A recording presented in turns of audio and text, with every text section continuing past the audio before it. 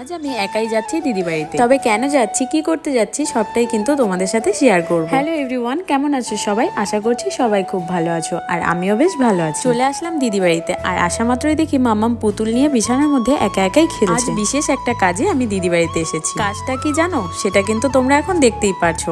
দিদির ব্যাগ গোছাতে আমি দিদি বাড়িতে এসেছি। এটাই ছিল আজকের বিশেষ কাজ। এই ব্যাগটা গোছানোর জন্যই আজকে আমার দিদি বাড়িতে আসা। কয়েকদিন ধরেই বলছিল যে আমার ট্রলিটা একটু গুছিয়ে দিয়ে যাও। তার মধ্যে কয়েকদিন আবার আমার শরীরটাও একটু খারাপ ছিল। আজ একটু শরীরটা ঠিকঠাক আছে, তাই চলে আসলাম। 2-4 দিন পরেই যাবে বোনের বিয়েতে। কখন কি পরবে, কোন কোন শাড়ি নেবে, আর দিদির কথা আমি নাকি ওর থেকেও সুন্দর করে গোছগাছ করতে পারি। তাই ওর কথা মতো ওর ব্যাগটা সুন্দর করে গুছিয়ে দিই। তারপরে শুরু হয় আর এক জ্বালা। বোনের বিয়েতে লেন্স পরবে বলে আগেই একটা লেন্স নিয়ে রেখেছে। লেন্স পরতে দিদির একটু অসুবিধা হয়, তাই আমি ওকে বলেছিলাম একদিন নিয়ে পরে রেখে দিবি, তাহলে সেকেন্ড দিন পরলে অতটাও একটা অসুবিধা হবে না। নিউ লেন্স পরলে অনেকেরই একটু চোখটা জ্বলে বা চোখ থেকে জলও পড়ে, কিন্তু সেকেন্ড টাইম পরার সময় কিন্তু এই প্রবলেমগুলো হয় না। বিয়ের দিন পরলে যেন এরকম আর না হয়, তাই আজ একটু এটা সহ্য করে নিই। দিদির এই অবস্থা দেখে আমি আর মাম্মাম এদিকে হাসাহাসি করছিলাম। দিদির কান্নাকাটি বন্ধ করে আমি, মাম্মাম, দিদি তিনজনে মিলেই চলে আসলাম একটু স্টাইল বাজার। মেনলি আমরা বেরিয়েছিলাম ফুচকা খেতে। ফুচকার দোকানের সামনেই স্টাইল বাজার। উইন্টারের কিছু কালেকশন দেখলাম, তারপরে টুকটাক কেনাকাটা করে চলে আসলাম বাড়ি। আজকের দিনটা আমি এভাবেই কাটিয়েছি। ব্লগটি কেমন লেগেছে